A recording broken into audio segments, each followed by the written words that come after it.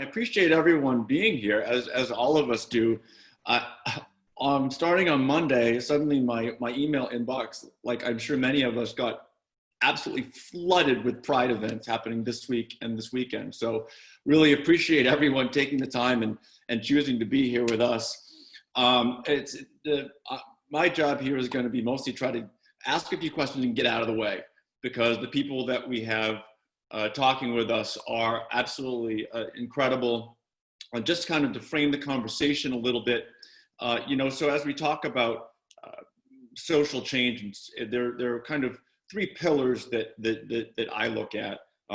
One is policy, two is education, and three is visibility. And we're going to start with a conversation that focuses a little bit more on policy. We're going to transition to a conversation that focuses a little more on education. And then we're going to bring everybody back to have a conversation about all three of those things and the roles that each one of us can play in helping to advance change. The people that we have with us today, I've known most of them for a long, long time. Ashlyn Johnson, an incredible person, president and CEO of Inclusion Playbook. Ashlyn has touched so many different corners of this work, working with the National Center for Lesbian Rights and the Human Rights Campaign and Athlete Ally. And Ashlyn's just been an incredible resource for the entire movement for years.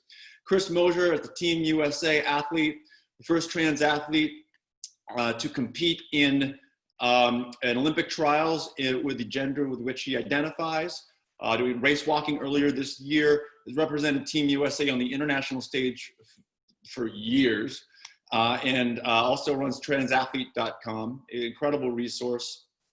Rosario Coco is the one that I don't really know that well. Works with Outsport Project in Europe, so I'm really interested in hearing some of the work that Rosario is engaged in. And then Billy Bean, VP and Special Assistant to the MLB Major League Baseball Commissioner, head honcho for inclusion for Major League Baseball, played Major League Baseball about 3 decades ago, and wrote an incredible book. So thank you, the four of you, for being here. And so I just want to start with a conversation kind of focusing on the SCOTUS ruling that has been such a hot topic over the last couple of weeks, and a breath of fresh air for a lot of us. Just a few days after the Trump administration targeted trans people in the LGBTQ community with some healthcare policies, the Supreme Court came out with what some would say is a pleasant surprise, saying that LGBTQ people are protected by the Civil Rights Act of 1964. And so we want to talk about that through the sports lens. And Ashlyn, I want to start with you. And Ashlyn and Chris, please feel free to play off of one another. And if you want to jump in with something that you have or add on to something that the other one said. Just Ashlyn, kind of give us an idea of what this new SCOTUS ruling means for LGBT college athletes, and particularly athletes, LGBT college athletes, and particularly athletes in the trans community, focusing on the college athletics scene. What does this mean for them? It's really interesting because it's a very exciting decision. For the first time, we have a Supreme Court ruling that says that LGBTQ people are protected under Title VII of the Civil Rights Act, which means employment protections. So as you all know, college athletes are not considered employees. So it's very tricky how this ruling will impact them. So from a direct standpoint, for actual athletes, there might not be a direct impact for the actual athletes. Where you will see impact immediately is in the coaches, in the administrators. A lot of people in the sports world were not coming out because they were afraid they might lose their job. We saw a lot of, especially women's coaches being fired because they were out as LGBTQ. But now that there are federal protections, you'll see more people coming out, you'll see more coaches out, you'll see more administrators are out. And that in turn will trickle down and affect the athletes, because as you know, when there are more out people around you, you feel safer, you feel more welcome. But indirectly, what is very fascinating about this decision is that the ways that we interpret Title IX, which does impact athletes, are often predicated on the ways that we interpret Title VII. So what could happen in the future in a case is that what we see that where there are schools that are discriminated against student athletes because they're LGBT, that they will not be able to do that under Title IX. So right now there are a few cases that are out there that are more focused on trans athletes in Title IX. What we may see is schools being defunded because they are kicking LGBTQ athletes off their team, which, Sid, you know, is totally okay to do as an NCAA school. The NCAA doesn't have a policy that says that you can't kick people off the team because they are LGBTQ identified. What this might end up meaning is that if Title IX is interpreted the same way we just saw the Supreme Court interpret Title VII, which is highly likely, that means NCAA schools will not be able to kick off LGBTQ student athletes. It's an argument that many of us in this work have been having for a long, long time, how to use policy to stop that from happening. And one of the people I spoke to after this was Lisa Howe. She was the head women's soccer coach at Belmont University, which is a Christian school. And correct me if I'm wrong, Ashland, I feel like I read that the decision written by Justice Gorsuch said very specifically that we're not dealing with the religious aspect of this, that religious schools may end up being exempt by this decision? Yes. Right now, under Title IX, religious schools have applied for exemptions. But again, if we're talking about Title IX and the Supreme Court hasn't ruled on it yet, we don't know if there will be an exemption under Title IX. But we know that, yes, they haven't ruled on Title VII and religious exemptions yet. Chris, now looking at this from a professional athlete perspective, what are some of the implications that you see that this Supreme Court ruling having? I think similar to Ashland's note about the coaches is just that as professional athletes, I think that there'd probably be a little more thought about us being protected in terms of partnerships with brand deals or sponsorships, or our position on the team maybe not being as, being a little more protected as a player in when we come out, because depending on the league. So for myself as a Team USA person, that's probably not the case for me, or I don't see the direct correlation between my position on Team USA being a job in the same way that a sort of professional player like Billy Beane would consider being a baseball player a job, right? So I would think that in the professional leagues, depending maybe professional leagues, but not professional elite, so Olympic athletes, that there probably will be the thought that we will be a little bit more protected. And then particularly as it goes to sponsorships and brand deals and partnerships, that it's going to be less likely that we're going to hear that we don't align with somebody. I think in general, culture has shifted. When I first came out, I heard from multiple organizations and companies and brands that I couldn't be sponsored by them because what would it mean for them to be associated with someone like me? Basically telling me because I was trans that I didn't align with their company or that they couldn't be associated with me. And I would say that now that's probably not the case, that organizations and brands are actually looking for diverse representations of athletes. And so, I don't think that it'll play in anymore there, but it's always good to have that protection. And what I hope is that, also from a perspective of somebody who works on policy change at the high school level, that while this doesn't directly correlate, when we have a good ruling like this, there's always going to be some trickle down.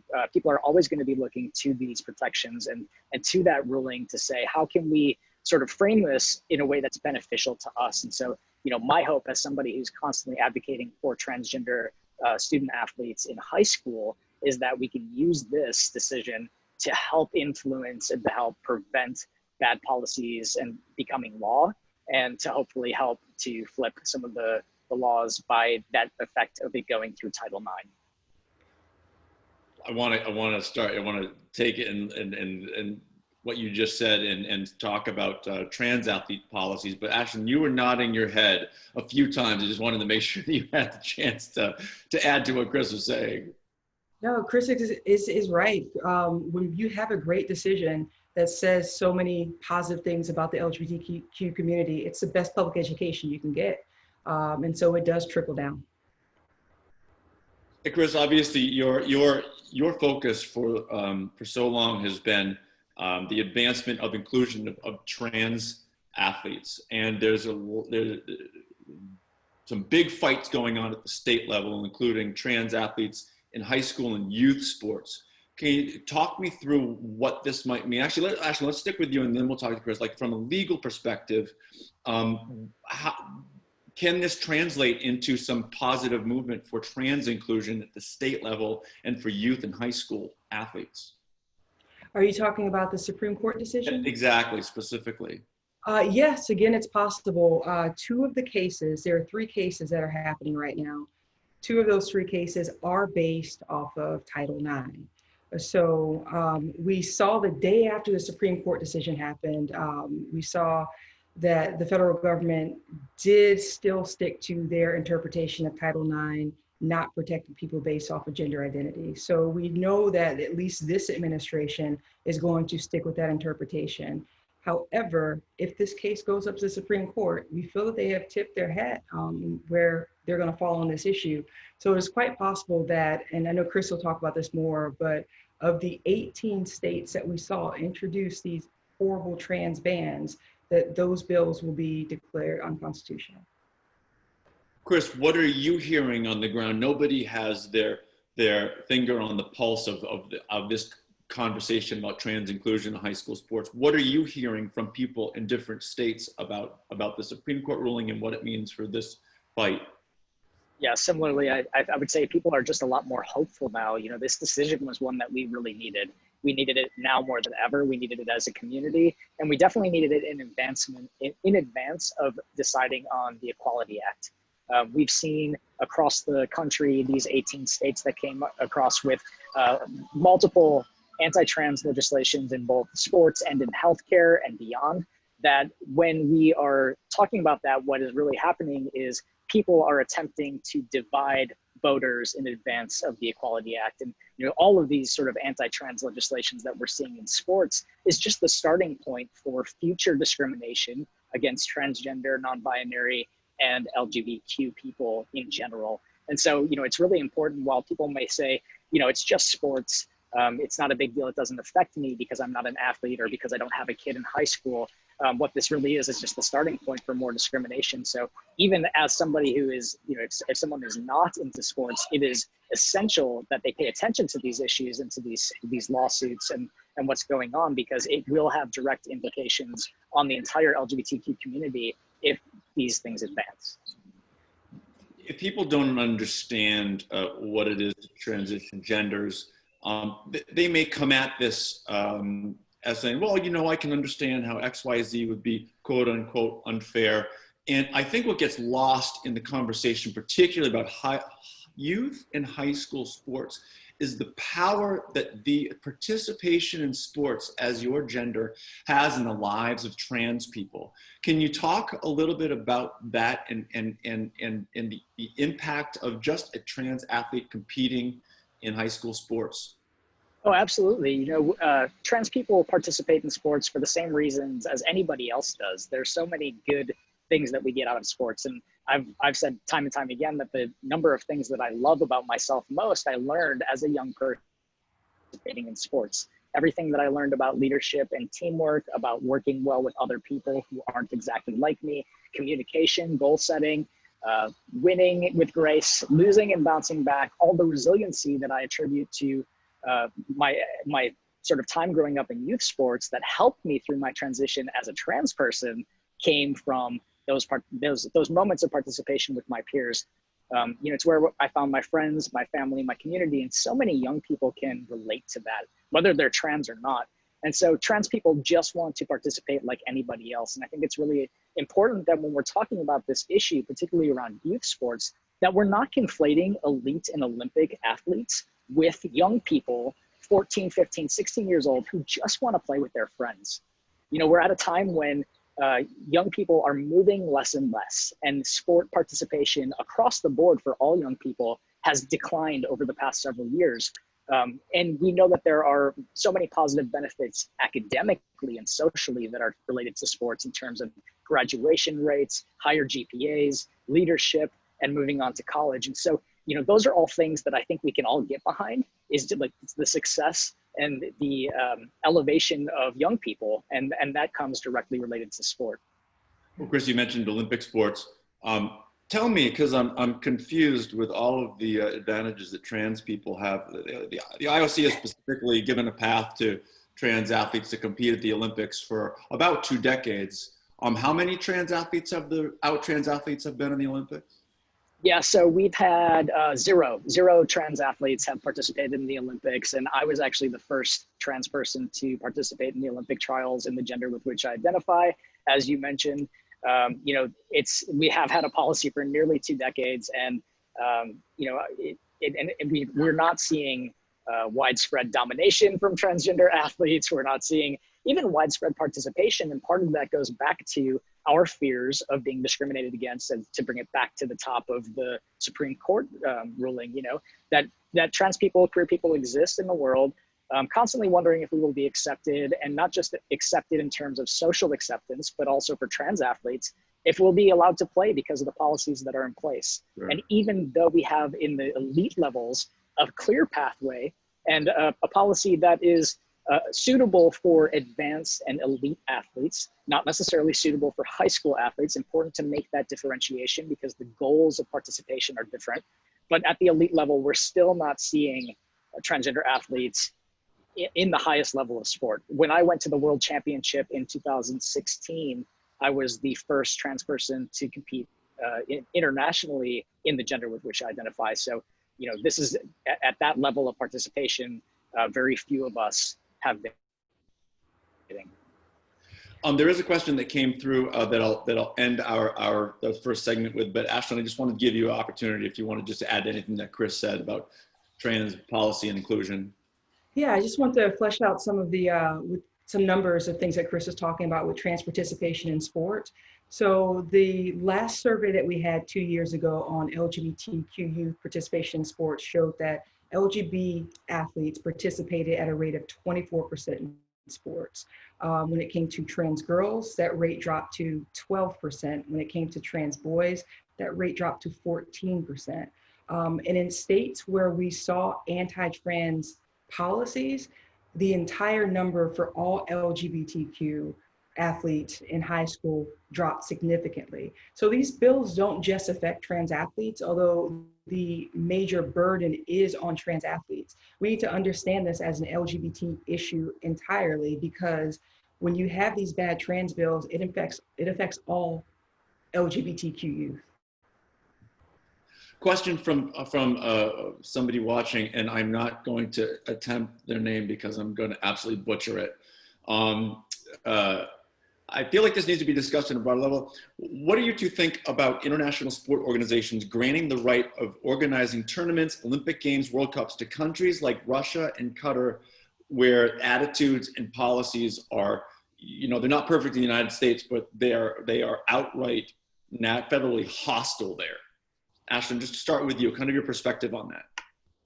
I think it is difficult when you look at like the goals of the games and the goals of sports. They should represent, where you have the game should reflect the values of sport. It is very difficult to ask an athlete to go participate in a place that they might face physical harm. It says a lot about how the organization feels about the safety of the athlete. And it's also very difficult to ask athletes to not go and compete in places where they might not feel safe, because they've worked for this their whole lives. You're asking them to make a decision between their safety and their livelihood. And it's not a decision we should be putting on athletes. I think it's a decision that should be made at the administrative level, and should be consistent with the values that we see reflected in sport.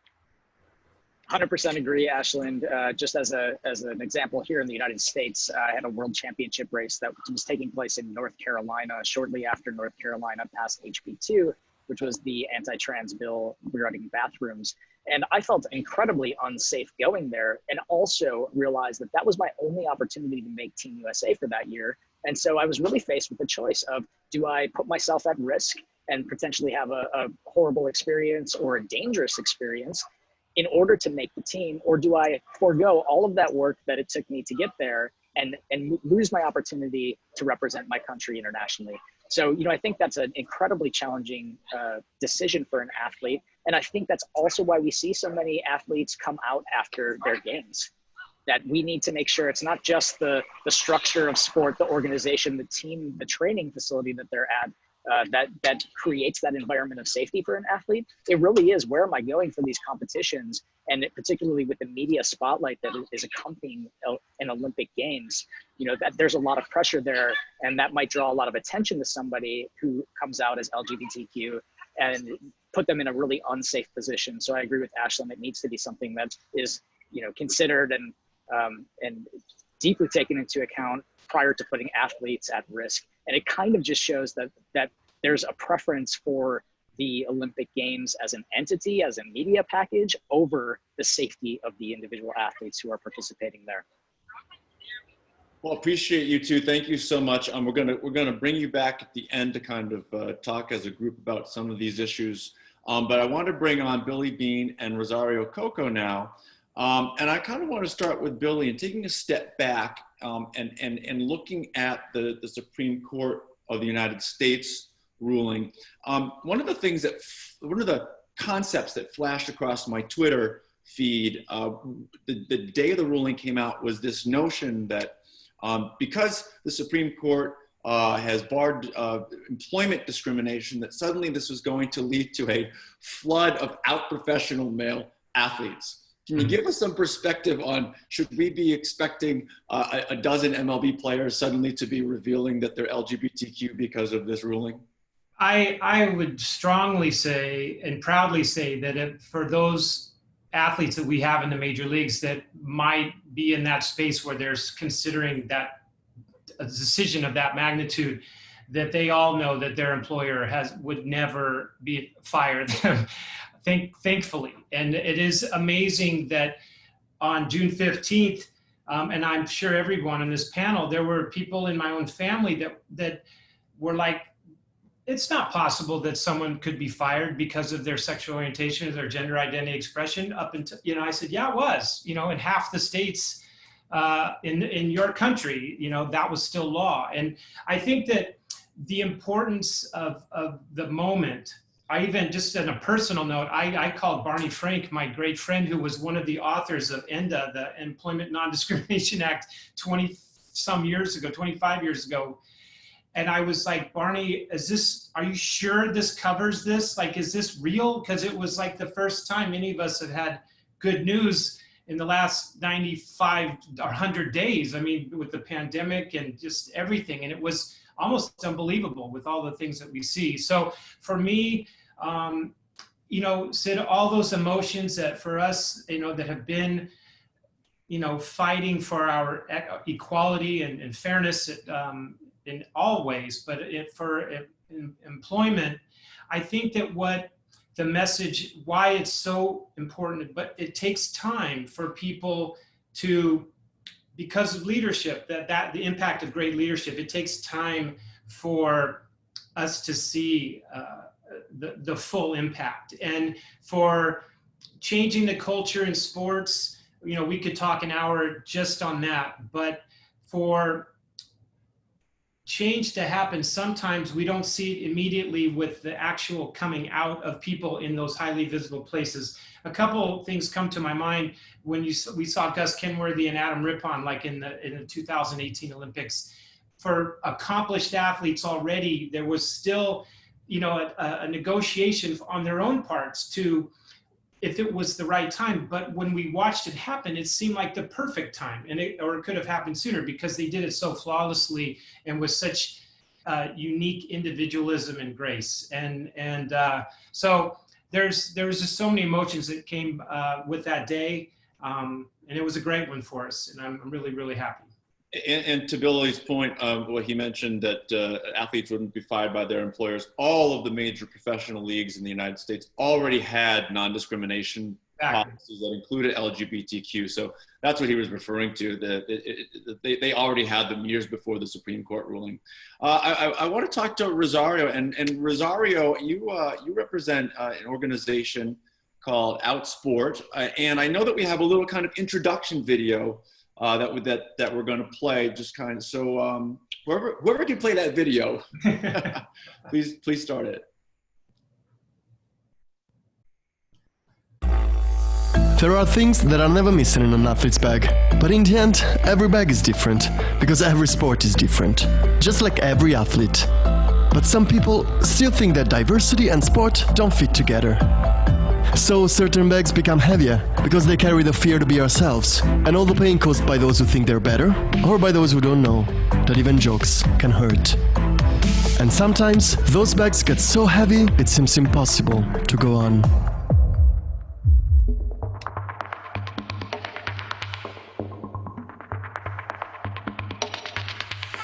But what if we try to keep out every prejudice, every insult, and every fear? We'd sure discover what everybody knows about sport, that to give your best, you need to give all of yourself. So put homophobia offside and take pride in the game. Stop hiding behind prejudices. Come out to play. Outsport. Play friendly, play proud. Discover more at out-sport.eu.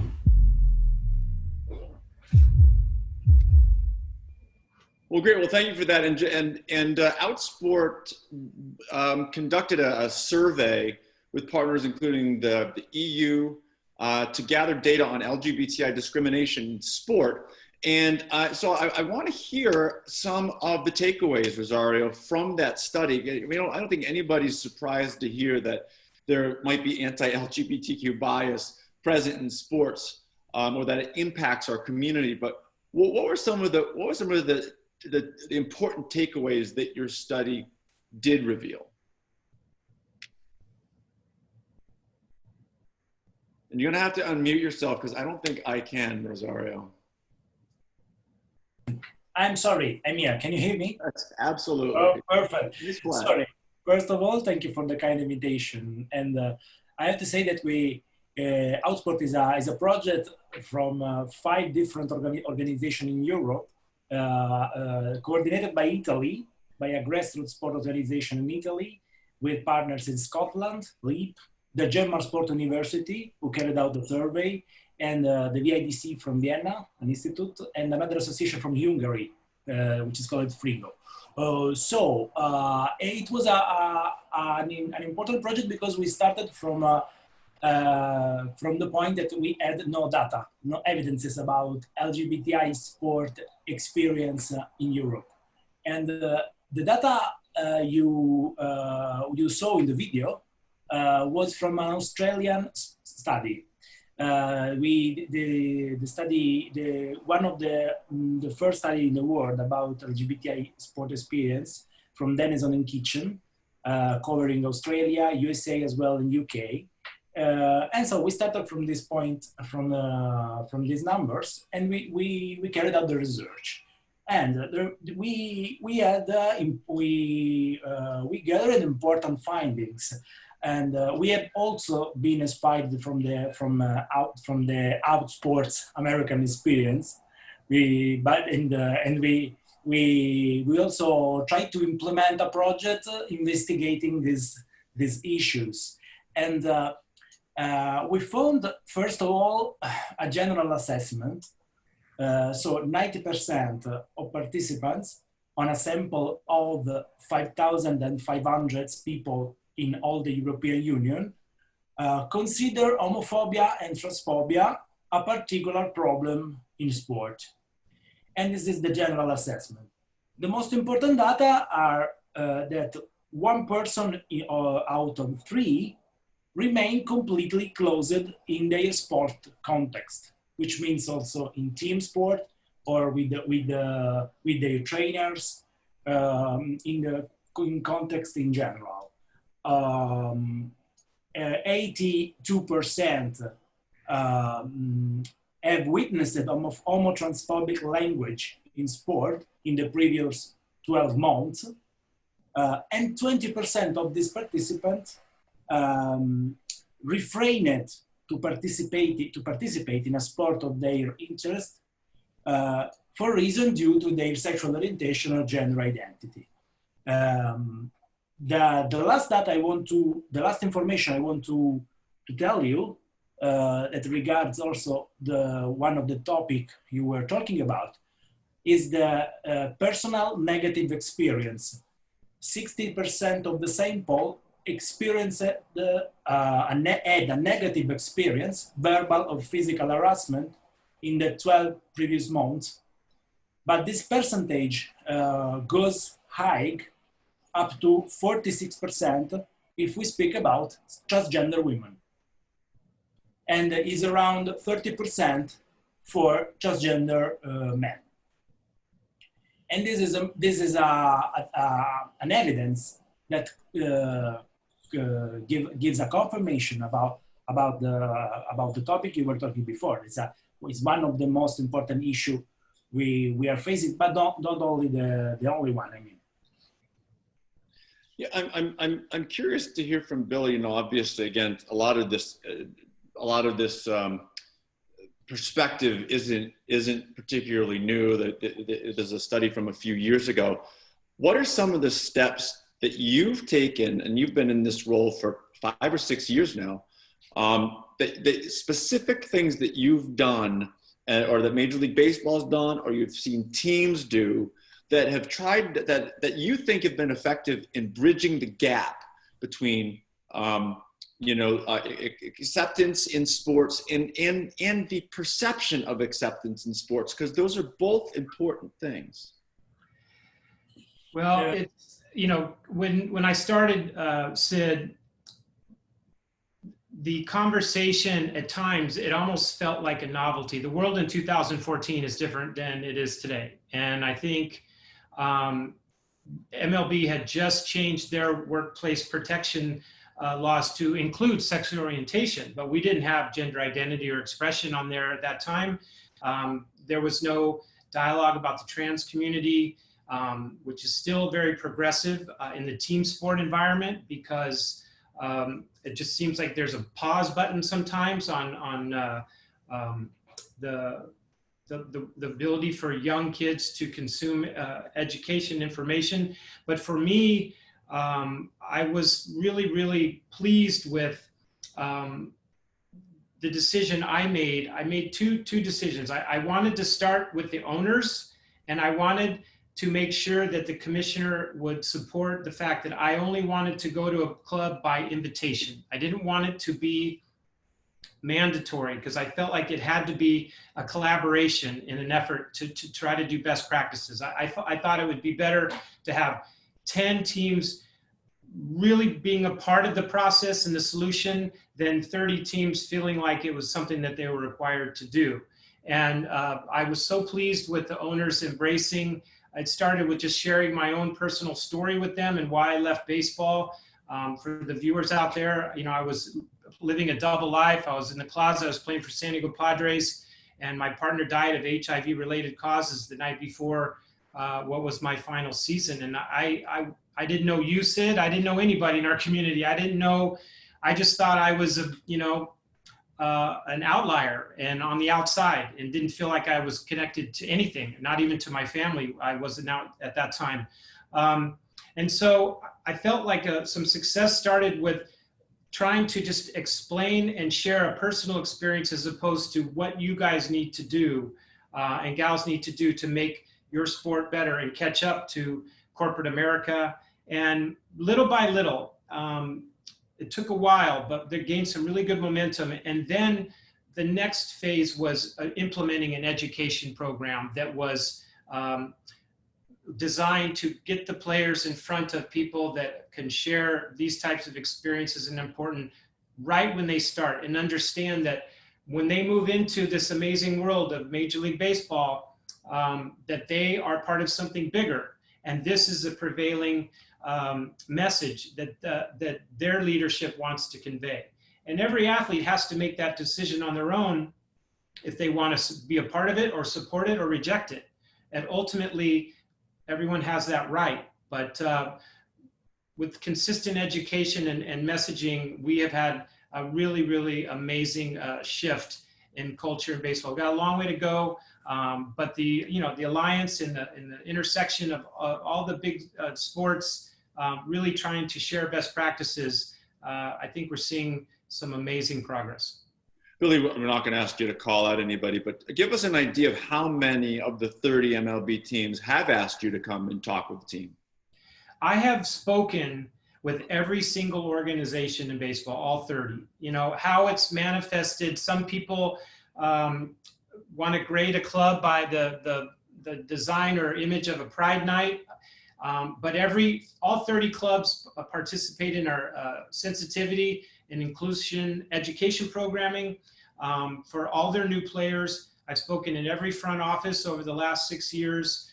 And I think it's like a perfect example. There's a lot of people in the media that see the Yankees as a team that doesn't have a pride night, but the Yankees have a monument, a plaque in Monument Park of the Stonewall riots commemorating the 50th anniversary, and give out 5 scholarships to LGBTQ youth to go to college each year. And I was a part of that selection committee. I would take that and changing 5 lives every year forever than a marketing, image of one Pride Night. They all are important in their own way, but change takes time. And I think the example of, people, when Jackie Robinson trotted onto the field in 1947, just because baseball was integrated, that didn't mean racism ended that day. It incited racism because change makes people uncomfortable, especially people that are bigots and people that want things to remain the same because their life is comfortable and they've never been subjected to systemic racism or prejudice or bias. So we have to work. That's why the work, it's a 24/7 commitment, 365 days a year. And I've always been determined to really build off the positive examples of the teams, like a team that you and I are both close to, the Los Angeles Dodgers. In 2013, that was their first ever Pride Night. It's amazing. Jason Collins and I trotting on the field, my former team. And now look what they have built it in 7 years with people like Eric Braverman having, the ear of Lon Rosen and Magic Johnson and the Dodger ownership. It's just about visibility, like you said, policy when nobody's looking, because that's what happens when, you have to set the framework and then the change happens. And back to your point on your first question to me about the Supreme Court decision, in this moment of such a powerful cultural shift, I think we are really in a great moment that we will see an athlete that's a part of our community just decide to come forward, because there is a galvanizing moment where individuality and standing up for what is right and what is fair is being rewarded, and it's becoming unified. And there's strength in numbers. And I feel like the moment is right there with us. Like when we were talking to Michael Sam in 2014, before he was going to make his decision to come out, there was such a sense of one love in that home where we were all right there for him. Yep. But we've been at it. We haven't given up. And you're a perfect example of that. It's just something that we can't let the current state or what behind us dictate our effort moving forward. Well, talking about the effort moving forward, Rosario, we've talked about a few things with the panelists. We've talked about the power of legal decisions in the courts. We've talked about the power of sharing our stories. We've talked about the power of visiting different teams and clubs and talking to them about changing culture. What are some of the things from your work that we can take to translate into some further steps we can take to help change culture? Well, I agree with Billy about the point that needs time, change needs time, and it is not just a court decision that can change things, but of course we are talking about a step forward. And with the Outsport recommendation we wrote after the project, we are trying to do something like that. In Europe, we have the European Work Sport Plan, which is not an institutional, which is not a law, but is an important document that is an inspiration for the states for policy. Well, we are trying to, we started a dialogue with the European Commission as Outsport promoter in order to implement the next European World Sport Plan with a specific mention of LGBTI issue or SOGI issue, because the Council of Europe prefer to talk about sexual orientation and gender identity issue. Because right now, in this document, they just talk about gender equality. This is the closer topic, okay? Our request is to modify, to change this point by adding the topic of SOGI discrimination. Which is just, and this should be done, of course, not just as a mention, but also in that part that speaks about education and sport. Because if states see that an official document of the European Union, the official document that should lead the member states' policies about sport as a specific focus on this point, is much, much easier for association, for civil society to make pressure on the governments, on the states, on the ministers, and just to simply ask, concerning, if you're looking at the evidence, looking at the data, why don't we implement this kind of policy? So this is what we are trying to do, because now we have concrete data, and we can concretely ask to develop policies. It will take time, but this is what we are trying to do. So, I'm hearing from a lot of you, and I want to bring Ashlyn and Chris back into the conversation. I'm hearing a lot of top-down, really focus on change from the top down. And I want to talk in these last 15 minutes that we have, all of us, and just kind of do some quick hits here on different things. And two things I want to focus on. One, kind of, what does change look like to you?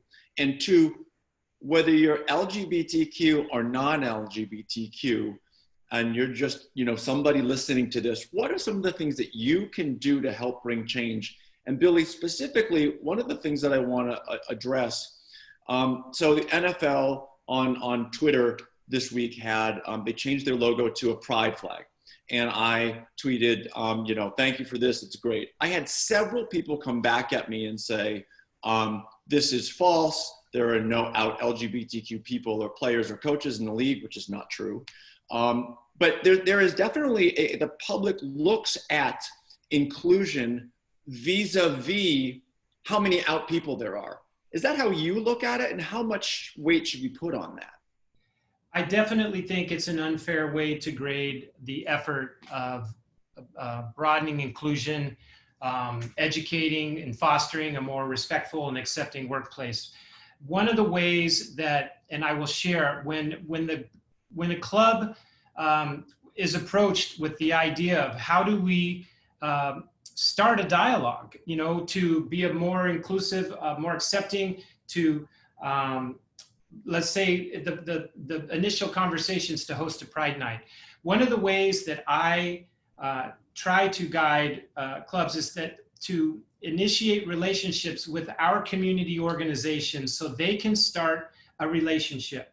And I think obviously visibility in the workplace, we have no out athletes in football, basketball, baseball, or hockey. So let's just call it what it is. It's still a huge business decision for an athlete at this moment. And the consideration of being the first, it's a lot easier to be the second than the first. Jason Collins is the only person we can talk to right now that knows what that feels like. Colin Martin is playing in soccer. He even said the other day, that the environment is not as easy as people might think. There's an accepting message, but what an athlete feels, and there's a lot that goes into wanting to be respected specifically for your athletic ability. Individual sports is different. I've talked to Martina Navratilova many times, and she's said, you know, I went through this terrible, you know, kind of being forced out of the closet moment in the early 80s, but I was still the best tennis player in the world. And I knew that once I got on the tennis court, the world would realign itself. And a team athlete doesn't have that. There's probably 5 athletes like that can walk on a team sport field or court and know, you know, how that feels. So my point, I know we've got to be shorter, is just, if you see integration with organizations and collaboration and partnerships that look and appear meaningful, I think then you earn the right to use that logo, and you're not just exploiting and being a checkbox and saying, hey, look how great we are because we have LGBTQ friends. It's a great point between reflection and integration. And Chris, there's a specific question that's come up, and again, feel free to address some of the measurables, some of how people can bring change themselves. There was a specific question that I want to address because I think there continues to be a misunderstanding about trans inclusion policies. And it talks about, and again, I'm going to read this verbatim. Given that in general, and again, I know some of this terminology is problematic, I'm going to read it verbatim. Biological men tend to be bigger and faster. It seems like trans men would be at a disadvantage competing with them, and trans women might be at an advantage competing against biological women. Any commentary regarding how to deal with that and think about this issue? How are policies addressing, and I understand the language isn't perfect, but trying to understand the question, how are policies addressing some of this? Yes. So first I want to say, I was really passionate about Billy's last response. So before I get to that, I want to talk about what he was just talking about. I'm pointing on my screen because that's where Billy's at. And I just realized there's a funny Zoom thing. So what Billy just said and what you had just mentioned about the NFL turning their logo rainbow colors. And we see so many organizations doing that at this time of the year, and more in the last 2 or 3 years as we hit the 50th anniversary of Stonewall, 50th anniversary of the March this year. So, you know, it's in fashion for companies to jump on because they see queer dollars in June. And I often get pushback similar to you did, Sid, of posting or reposting or like praising someone for making that choice. And what we see in the community and out of the community is that people often say, okay, well, you know, what gives them the right to do that, to post that logo?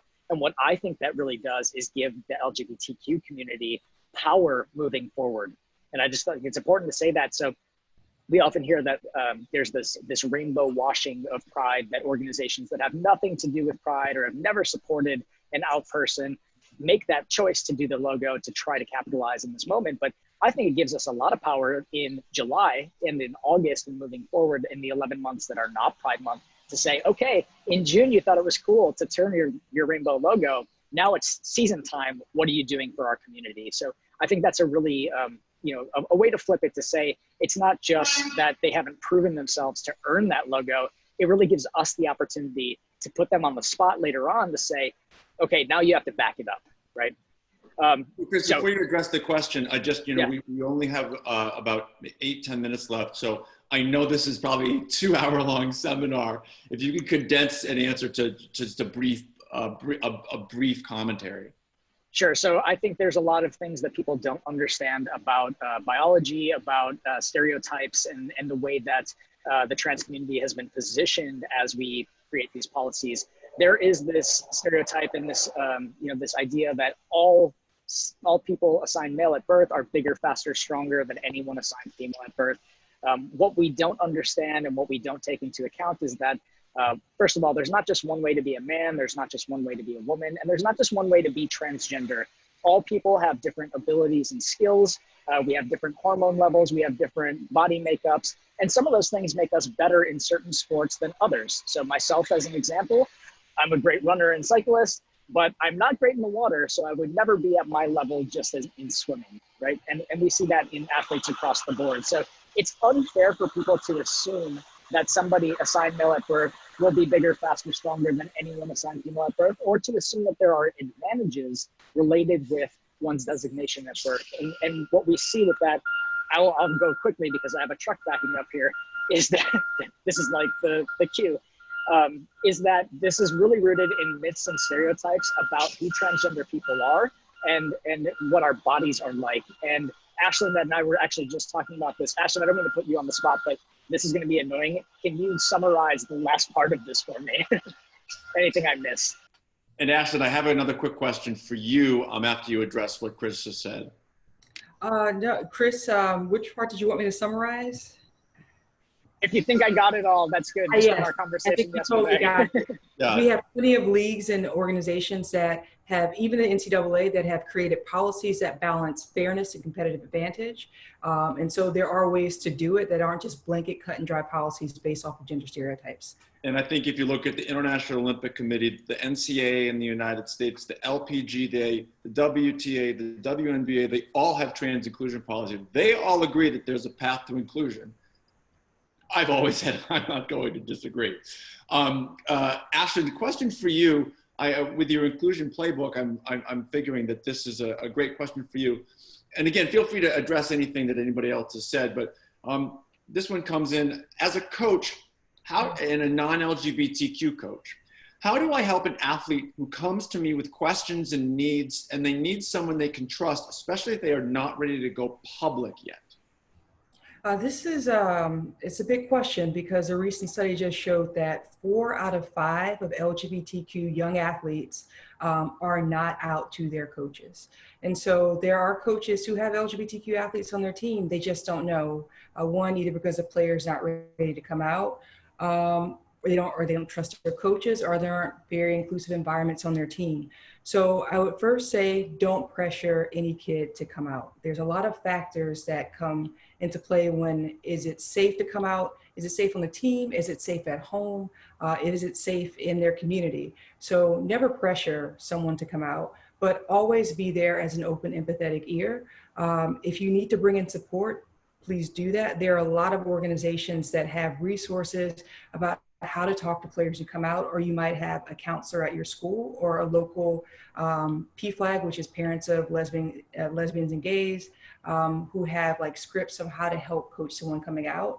But the most important thing you can do is, you might not be able to control how the athlete comes out, but you can control your team environment. Make sure that you have policies that are open and accepting and inclusive, and make sure that you just do everything you can to create a safe space for that when they're ready to come out, that they're going to be welcomed, encouraged, and celebrated on your team. Rosario, the structure of sports in America is very different from what it looks like in Europe. What to you are some of the things that just your average regular fan, person can do to help bring change to sports? And just be sure you unmute that stupid mute button. I'm here, because there was some noise, so I didn't want to disturb. So what a person can do to change the sports context, you asked, or if I understood. So another information we get from our survey is that we have an incredible lack of reports. Only 80% of people who had negative experiences reported. 8%. So I think that we have to frame the problem not just as an LGBTI problem, but a general problem, because as Chris said, there is a deep problem of gender stereotypes in sport, which goes over the LGBTI topic. I think that everyone should ask themselves, everyone should ask themselves, what does it mean for me to be male, to be female in sport? How have I been educated? How have I been educated? Which were the sports they teach it? What I would have liked to do. So everyone should question about himself, herself, and if we challenge gender stereotypes and homotransphobia together, we have more chance, according to me. The topic of Chris is an example, because the first point to address is that each person is different before being male, female, or transgender. So it's as several discussions, several seminars we have in the Outsport framework and in other contexts, what I can say is that the criteria of inclusion also regarding transgender people right now are limited. According to me, there is a challenge in sport that regards that should shift from the hormones criteria just to weight criteria. This is one of the conclusions me and other friends of mine who are studying in the framework of the projects are considering. We have to shift to have a step forward the actual criteria of the International Olympic Committee. Just an example. I don't know if you remember the case of Anna Monsey in Australia. She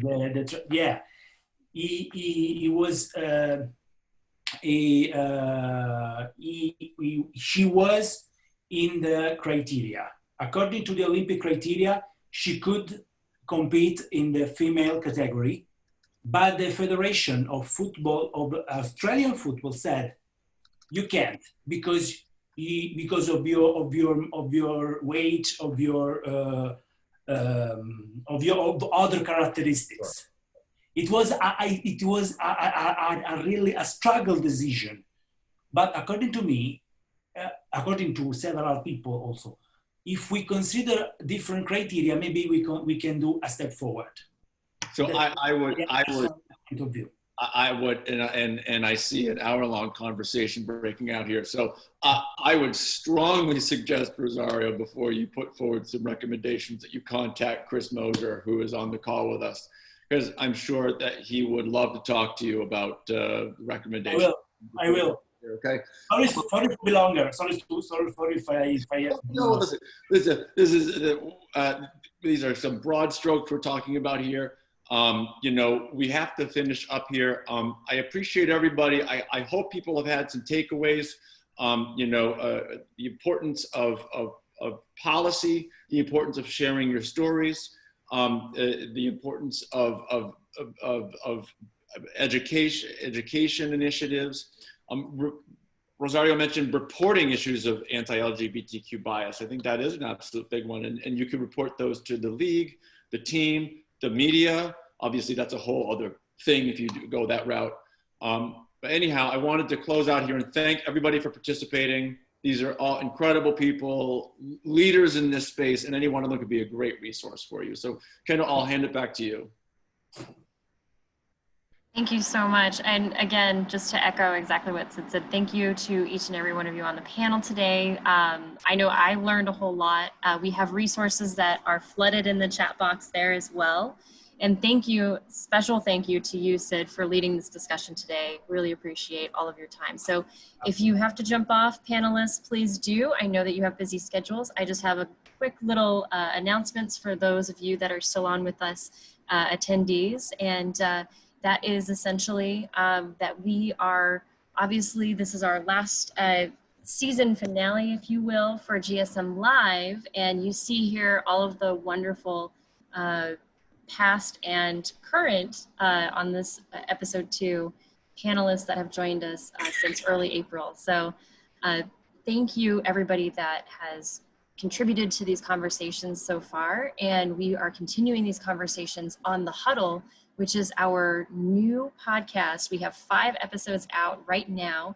And I encourage you to, wherever you go and listen to podcasts, subscribe and listen to the latest episode where we talk with Ken Shropshire from our very own Global Sport Institute, as well as Raymond Bobbitt about Black ownership in the NFL. So important conversations, unabashed conversations, from young to professional players to insiders and out.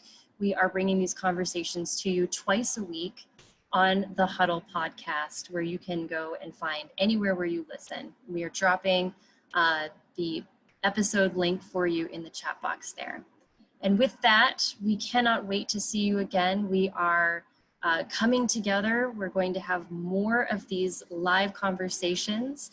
But for now, our summer series, this is a wrap. Thank you, everybody.